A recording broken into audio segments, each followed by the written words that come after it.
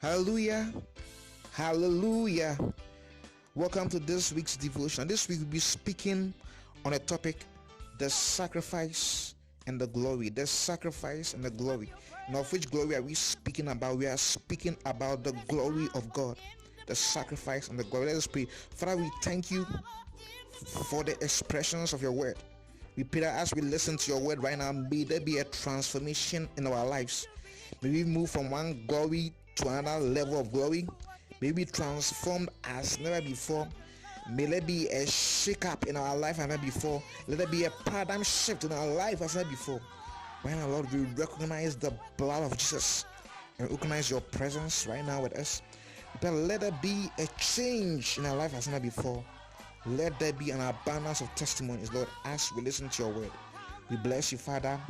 In the glorious name of Jesus, we pray thanksgiving. Amen. So as I said, we'll be speaking today on a subtopic, the glory and the sacrifice, or the sacrifice and the glory. As we know, as I already said, when this weeks we've been meditating, or we've been thinking about the blood of Jesus, and today we'll be speaking on a subtopic, the sacrifice and the glory. That's the glory of God. Now, one thing I want to understand, or some of the things that we have studied so far about the blood of Jesus, is the fact that there is life in the blood of Jesus. For we know per scripture that the life, or the life of the flesh is in the blood. The life of the flesh is in the blood. And we know that there is life in the blood of Jesus. So therefore, anytime a child of God comes into contact with any situation of death, as far as that child applies the blood of Jesus, he's sure to see victory in that situation. Hallelujah. There's another portion or another sphere of the blood of Jesus that we've learned about through this series, is the fact that the blood has a voice, and that the blood of Jesus speaks. And we know that the blood of Jesus speaks hopes, it speaks life, it speaks redemption, it speaks breakthrough. The blood of Jesus declares anointing. The blood of Jesus speaks a transformation from darkness into the glorious light of God. The blood of Jesus speaks redemption or freedom from addiction, or from every bondage that every being has himself in. The blood of Jesus speaks victory for every being. As far as we are ready as children of God, or we are ready as sons of the kingdom to tap into the advocacy of the blood of Jesus, we will see a transformation in our life as never before. So far we have come to understand that there's life in the blood of Jesus, and that the blood of Jesus speaks. It declares on our behalf. Hallelujah. But today we'll be speaking about the sacrifice and the glory. That's the glory of God. One thing that we have come to understand is that apart from the life that the blood of Jesus gives, and apart from the voice or the glorious in the blood of Jesus speaks on our behalf, there is also some benefits that we get from accepting or recognizing the sacrifice or the blood that was shed for our behalf. For we know that about 2,000 years ago, that God provided for himself a lamb, the perfect lamb of God. That's Jesus Christ of Nazareth. God, the perfect sacrificial lamb that we can ever think of, God provided for himself. That 2,000 years ago on Calvary's cross, God sacrificed the lamb of God. That is Jesus Christ. So on Calvary's cross about 2,000 years ago, the blood of Jesus was shed on account of the sacrifice that was done on that cross. In other words, the blood of Jesus is also indicative of the sacrifice of God. It's indicative of the sacrifice of Jesus Christ, the perfect Lamb of God. Hallelujah. So anytime that we recognize the blood of Jesus, we are recognizing the sacrifice of our Lord and Savior Jesus, the perfect Lamb of God. For we know that Christ was sacrificed once and for all for everyone that will believe. For anyone that believe will not perish but will have eternal life, if only we will believe on the perfect sacrifice of Jesus Christ. Now, what is the practical importance of this sacrifice to us believers in Christ? Before we go that, I want to give us a preview before we go into that. Some years ago, if you read in the Bible in the book of Chronicles, and some years ago, we are made to understand that David had come to a point where he was about to pass on into eternity. And the Bible makes us to understand that David, had the man after God's own heart, had the passion of building a temple for God. But God commanded him that instead of him building it, he wants his son who will succeed him as a king, that's his son Solomon, to build this temple. But the Bible makes us to understand that Solomon had built this temple, and I come to the place whereby he was dedicating this temple in prayer unto God.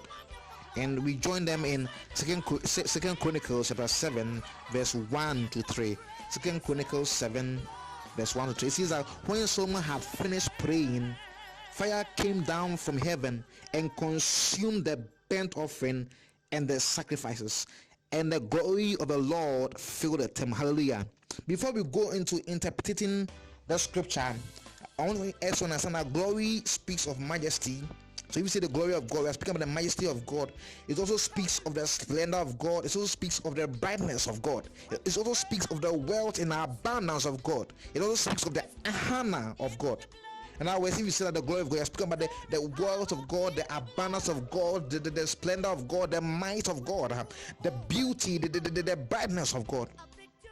So in other words, when you say that the glory of the Lord filled the temple, you're trying to say that the majesty of God filled the temple, the honor of God filled the temple. There was a physical expression of the greatness of the power of God in the temple. Hallelujah.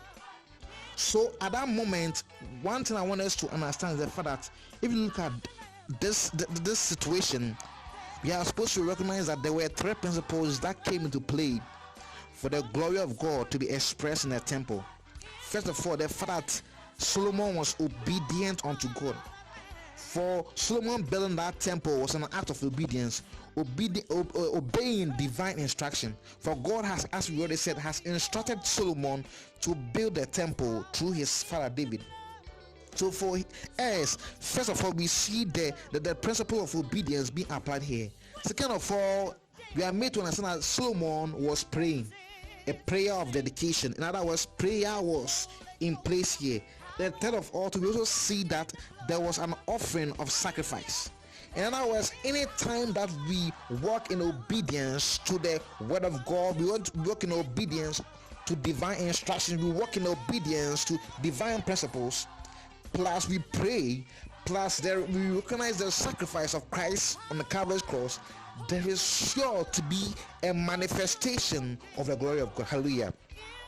In other words, if you want to see the manifestation of the glory of God in every sphere of our life, we ought to walk in obedience. We ought to live a life of prayer, and we ought to recognize the sacrifice of Christ on Calvary's cross. We ought to recognize the working of the blood of Jesus. Hallelujah. So in order for us to see an expression of the glory of God, sacrifice, prayer, and obedience have to come into play.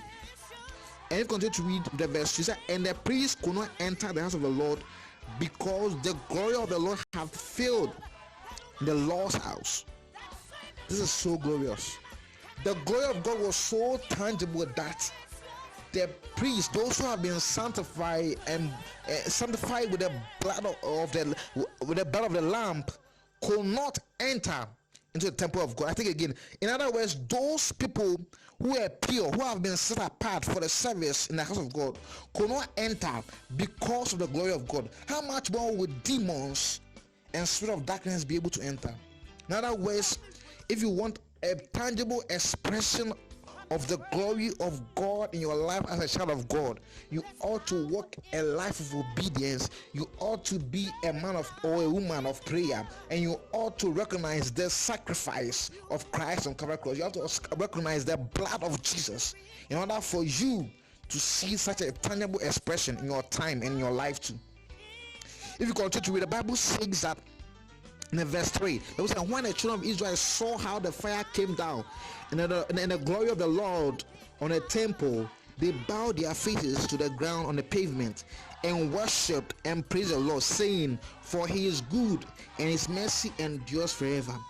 I want to encourage you as believers in Christ that it is time that the glory of God is so tangible in our life that people around us begin to move spontaneously into worship. if you want the people in your life, the people around you, people you come into contact with, if you want them to worship God, if you want them to go into spontaneous worship, I want to encourage that you ought to live a life. You ought to apply the principles that will cause a tangible expression of the glory of God in your life. Hallelujah. So believers in Christ says, it is time for us to live a life of obedience. It is time for us to live a life in recognition of the sacrifice of Christ on Calvary's cross. It is time for us to live a life of prayer. Thereby, we will see an expression of the glory of God in our life as never before. May God bless His word today in just mighty name. Amen. In case you want to accept the Lord Jesus as a Lord and personal Savior, I want you to pray this prayer for me. Say, Father, I believe I'm a sinner. I believe Jesus died on the cross for my sins. I believe Jesus resurrected for my justification. Today I repent for my sins, and I ask the Lord, you will wash me with the precious blood of Jesus, and you will help me to live for you. In Jesus' mighty name, amen. In case you have accepted the Lord Jesus as your Lord and personal Savior, we are very happy for you. Heaven is rejoicing on your behalf. And I want to recommend 2 books for you. The first book is Good Morning Holy Spirit by Benny Hinn. The second book is the book of John in the New Testament. May the Lord help you to live a life of breakthrough as He has called you to this life of service. In Jesus' mighty name we pray thanksgiving. Amen.